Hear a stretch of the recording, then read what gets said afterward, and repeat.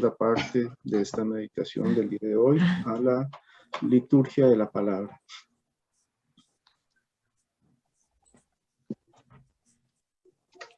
Lectura del libro de Isaías. El Señor me abrió el oído.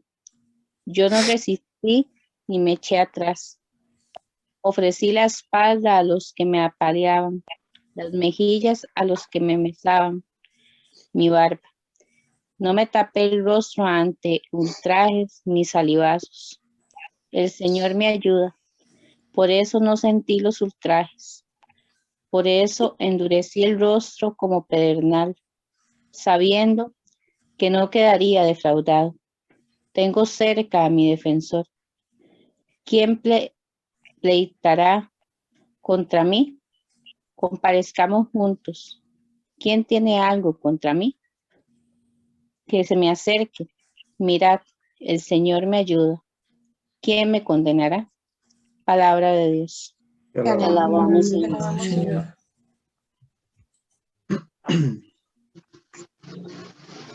Al Salmo respondemos, caminaré en presencia del Señor en el país de la vida. Caminaré en presencia del Señor en el país de la vida. Amo al Señor porque escucha mi voz suplicante, porque inclina su oído hacia mí el día que lo invoco. Caminaré en presencia del Señor en el país de la vida. Envolví en redes de muerte, me alzaron los lazos del abismo, caí en tristeza y angustia, invoqué el nombre del Señor. Señor, salva mi vida. Caminaré en presencia del Señor en el país de la vida. El Señor es benigno y justo, nuestro Dios es compasivo. El Señor guarda a los sencillos, estando yo sin fuerzas, me salvó. Caminaré en presencia del Señor en el país de la vida. Arrancó mi alma de la muerte, mis ojos de las lágrimas, mis pies de la caída. Caminaré en presencia del Señor en el país de la vida. Caminaré en presencia del Señor en el país de la vida.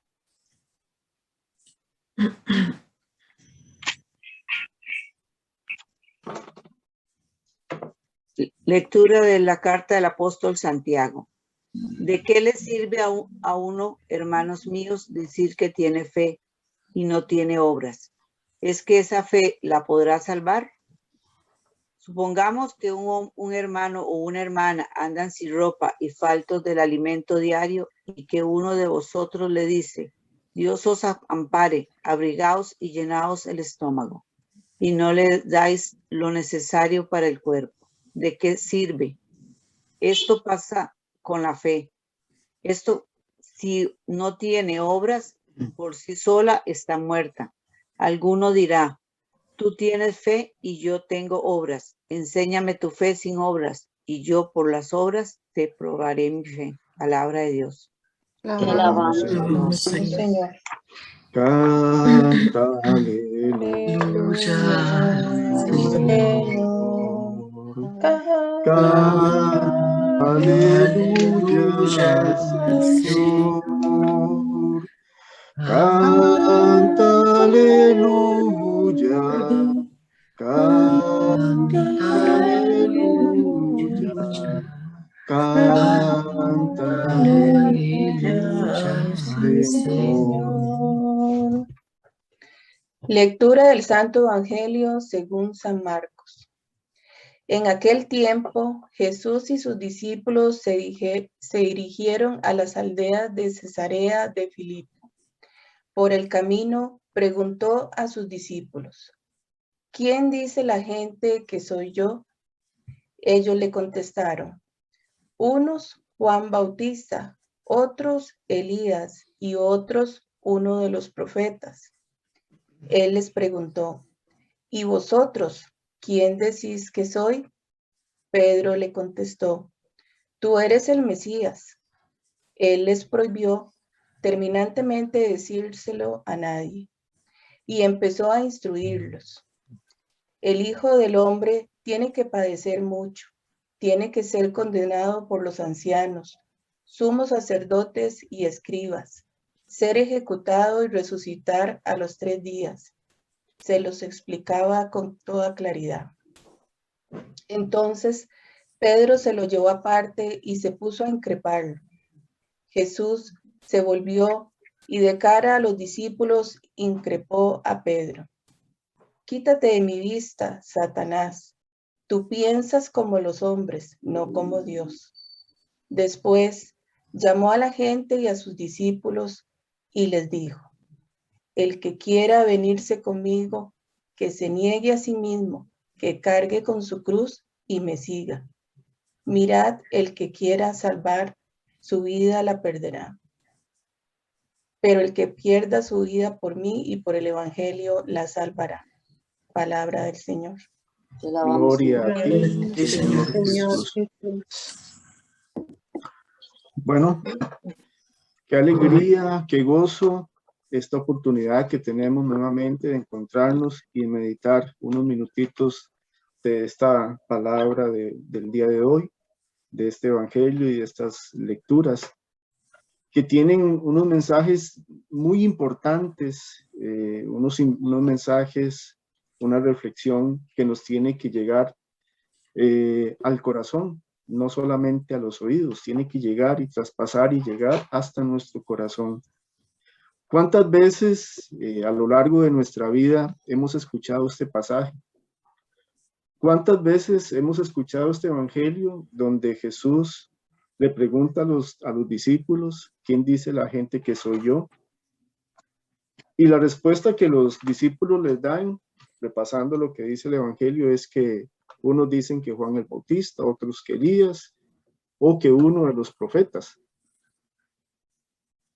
Pero para Jesús eso es una referencia básicamente, porque Jesús lo que anda buscando es qué es lo que Él representa para ellos, para sus discípulos, para los que están cerca de Él. Antes de entrar en esta parte, vamos a devolvernos un poquito. Recordemos que el domingo pasado Jesús iba de camino por las ciudades, estas regiones de Tiro y Sidón, por el mar de Galilea, camino a Decápolis. Y en eso se le presentó a esta persona que estaba sorda y que era tartamuda. Recordemos que Jesús está caminando el domingo pasado en esa tierra pagana.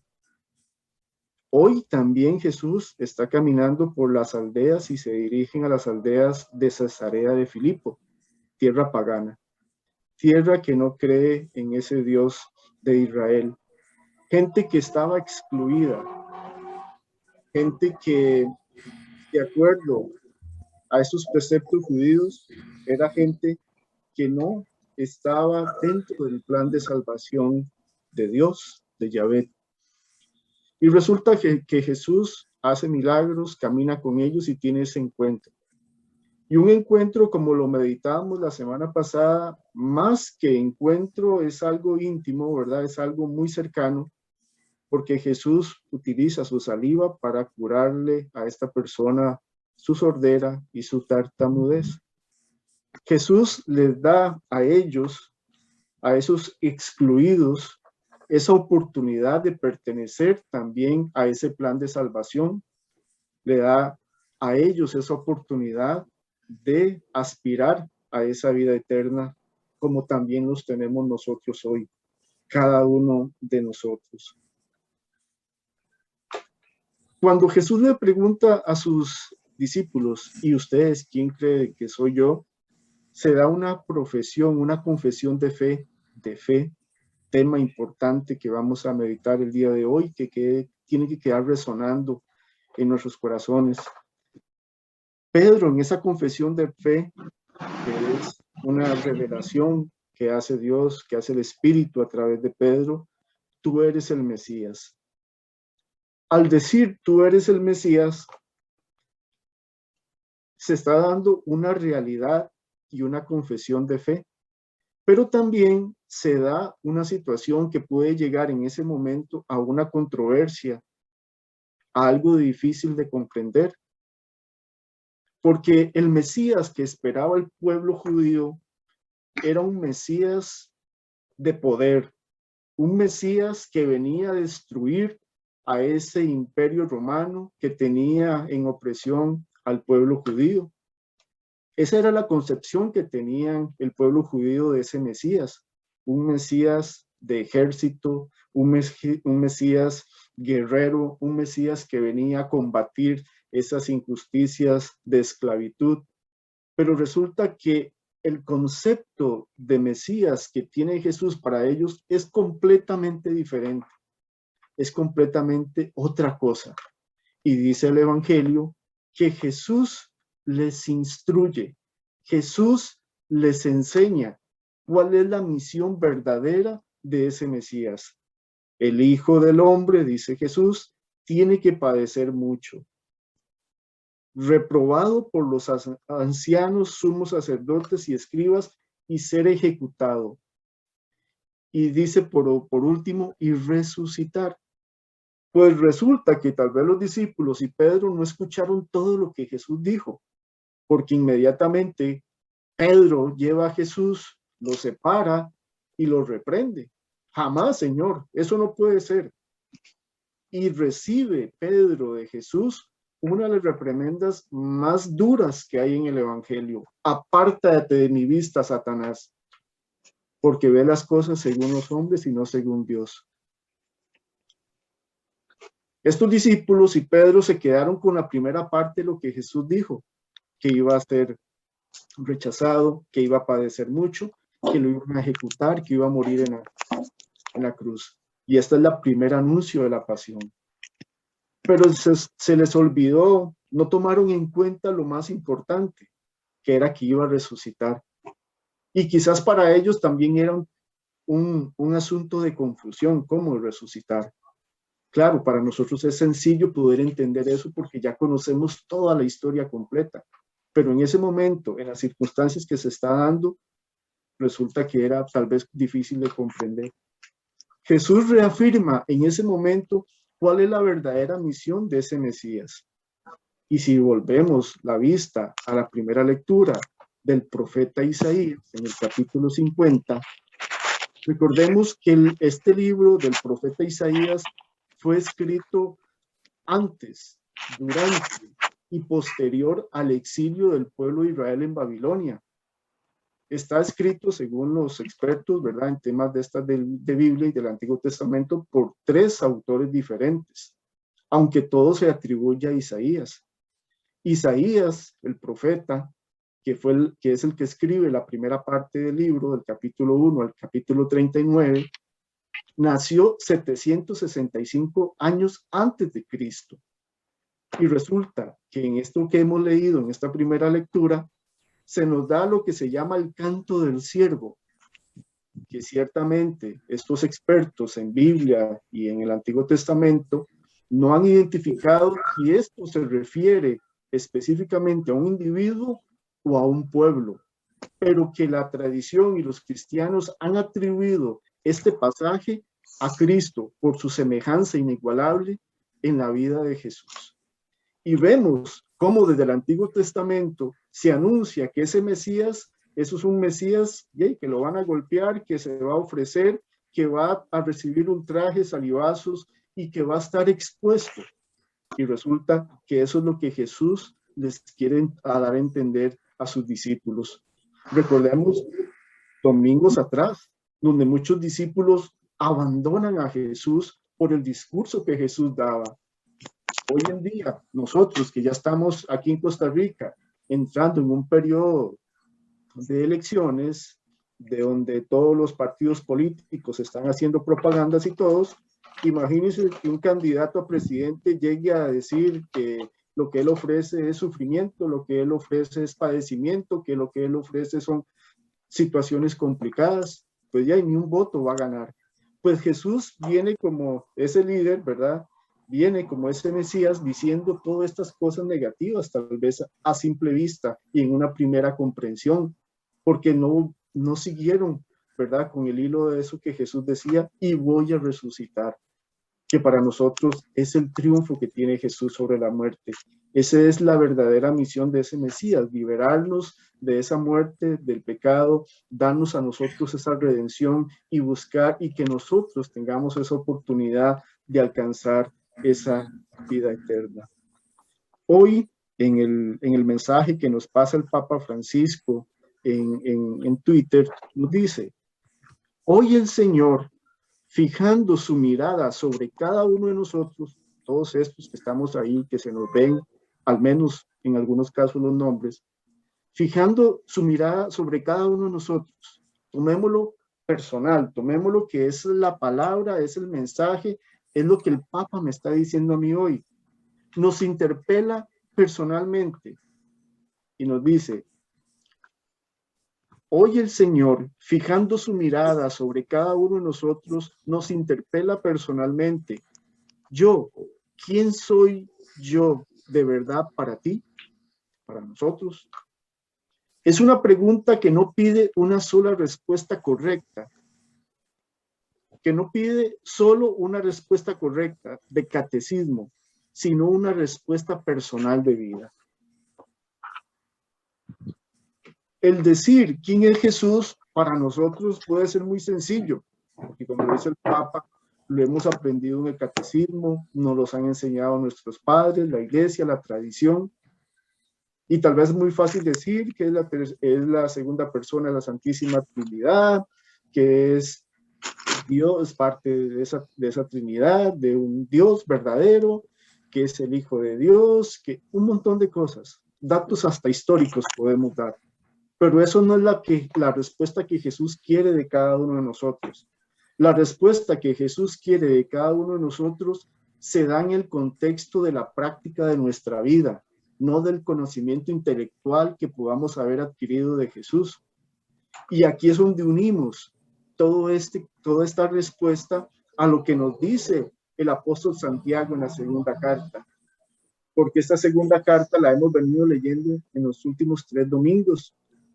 Y lo más importante de esta carta se lee hoy. ¿De qué le sirve a uno, hermanos míos, decir que tiene fe si no tiene obras? ¿De qué nos vale a nosotros decir que somos católicos, que somos cristianos, que creemos en Dios, que creemos en Jesucristo, si eso no se transforma en obras verdaderas de caridad? Porque, como lo vimos el domingo pasado, en esta misma segunda lectura, nos decía el apóstol Santiago, Dios no hace acepción de personas. Dios no hace diferenciación de personas. Y hoy nos dice, ¿cómo podemos estar tranquilos nosotros si mi hermano no tiene comida, si mi hermano no tiene vestido? Le damos una palmadita en la espalda, en el hombro, que Dios te acompañe, ve a ver cómo se soluciona su problema. El verdadero conocimiento de Dios, la fe verdadera en Dios, en Jesucristo, nos llevará irremediablemente a realizar las buenas obras, a actuar conforme es la voluntad de Dios. Y lo hemos visto. El domingo pasado también lo decía. El tesoro del evangelio, el tesoro de Dios son los pobres. Ahí es donde se va a plasmar verdaderamente si nosotros creemos en ese Dios. ¿Y quién significa Dios para mí? Reitero, Dios no es un concepto, Jesús no es un concepto que hemos aprendido y que tal vez en algún momento hasta de memoria teníamos que dar una definición. Es más que eso. Es lo que nosotros hemos hecho de nuestra vida. Por lo tanto, para responder esta pregunta de quién es Dios para mí,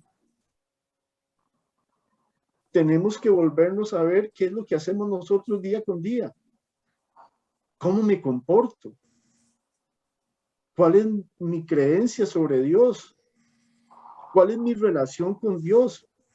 Es que realmente Jesús es ese amigo fiel en el cual confío yo todos los días. Es a quien yo le hablo en mis oraciones. Es a quien yo le consulto sobre mis planes, proyectos, anhelos y sueños. Es aquel en el cual yo deposito mis frustraciones, mis angustias, pero también mis éxitos, que me ayuda a poder perseverar día con día en medio de tanta adversidad, en un momento en donde vivimos tantas cosas difíciles. Lo veo solamente como un proveedor de las cosas milagrosas que me pueden pasar a mi vida, ¿O lo veo como mi fortaleza, mi roca y mi salvación? Es una respuesta que cada uno debe de dar. Pero como les digo, esa respuesta está basada en la práctica, en lo que hemos hecho de nuestra vida, en que esa creencia que hemos ido fomentando en nuestra inteligencia, en nuestro entendimiento, se haya transformado en una acción verdadera que nazca en nuestro corazón para en favor de los que menos tienen, de los que más necesitan. Cuando nosotros hemos alcanzado la verdadera misericordia con el hermano, dice el Papa Francisco, que es como cuando uno pone una brújula en el polo norte, se vuelve loca, no sabe para dónde coger, no sabe para dónde apuntar, porque es tanta las ganas y la desesperación de ayudar que a uno lo mueve a hacer algo. No podemos quedarnos solo en la lástima, en el pobrecito, sino que tenemos que llegar más allá con nuestras acciones. Si tenemos ese conocimiento de la necesidad de alguien, pues tenemos que movernos hacia esa acción de poder ayudar y paliar ese sufrimiento y ese dolor y esa ausencia o esa carencia material. Entonces, hermanos, hoy vean la riqueza que nos ofrece esta liturgia de hoy. Hoy tenemos una liturgia que nos mete de lleno en nuestro accionar, en nuestro caminar, en lo que estamos haciendo, en hacer ese autoexamen de conciencia y revisarnos como personas, como cristianos. Si realmente digo que creo en Dios, ¿qué es lo que están haciendo mis obras? ¿Qué es lo que estoy diciendo yo con mis obras? ¿Que creo en Jesucristo de verdad o de palabra? El Evangelio, pues hoy nos da para hablar muchísimo, ¿verdad? Pero bueno, recuerden lo que dice al final. El que quiera seguir a Jesús, recuerden, esto no es obligatorio, esto es opcional. Dios, Jesús, no obliga a nadie a seguirlo, pero en el momento en que nosotros hemos decidido a seguirlo a Él, tenemos que cumplir con 3 condiciones. Tenemos que negarnos a nosotros mismos, salir de nuestra comodidad, de nuestro confort, de nuestra indiferencia, de nuestra pereza, entregarnos al servicio de lo que la iglesia, de lo que Cristo pide para cada uno de nosotros y para nuestros hermanos. Tomar la cruz en la condición que estemos, no quejarnos, agradecer por mucho de lo que tenemos y seguirlo a Él. Esas son las condiciones que tenemos o que nos pide si realmente creemos en Él y queremos seguirlo a Él. Porque al final el Evangelio dice, ¿de qué le sirve a un hombre ganar el mundo entero si pierde su alma? ¿De qué nos vale a nosotros conocimientos, riquezas, casas, carros, propiedades, viajes, placeres, si al final voy a perder mi alma? No tiene sentido. La vida es corta. Puede ser que aquí vivamos 50, 40, 60, 90, 80 años, no sé cuántos. Pero al fin y al cabo eso es muy corto en una eternidad. Busquemos hermanos, tener esa fe verdadera en Cristo que esté basado en ese cumplimiento y en ese amor por la caridad, por los hermanos. Hay que creer, hay que rezar, hay que ir a misa, hay que rezar el rosario, hay que hacer todas estas obras de piedad, piadosas, pero también tenemos que volcarnos a esas obras de caridad para con los hermanos que más necesitan, en un momento donde hay mucha necesidad, donde hay mucha desesperación, donde hay personas que pierden sus trabajos, sus empresas, sus ingresos y hasta sus familiares. Y en nosotros, de alguna u otra manera, tenemos que ser sensibles a todo eso y tratar de ayudar un poco en esta necesidad tan grande. Vamos a finalizar con la oración, pidiéndole a nuestro Padre Celestial que esta palabra que hemos escuchado hoy realmente se adentre en nuestro corazón, en nuestro sentido, que esto que estemos llevando en nuestro corazón se conviertan en esas obras verdaderas de fe, que podamos realmente poder ser esos discípulos fieles a Dios, a Cristo, por medio del testimonio que estamos dando de una fe verdadera, con obras de caridad, ayudando al que más necesita, al que menos tiene, al que más está pasando por angustias en este momento, que seamos sensibles que nos llenemos de esa compasión verdadera y no solamente de un sentido de lástima. Bendita sea tu pureza y eternamente lo sea, pues todo Dios se recrea en tan graciosa belleza. A ti celestial princesa, Virgen Sagrada María, yo te ofrezco día, alma, vida y corazón. Mírame con compasión, no me dejes, Madre mía. Amén. Gloria al Padre, al Hijo y al Espíritu Santo. Bueno, Como en el principio y siempre, por los siglos de los siglos. Amén. San Francisco y Santa Clara de Asís, Ruega por nosotros. María Auxiliadora, Ruega por nosotros. paz y bien. Tanta alegría. Alegría. Que Dios me los acompañe, que pasen un feliz domingo y nos Dios los vemos. bendiga. Dios los acompañe.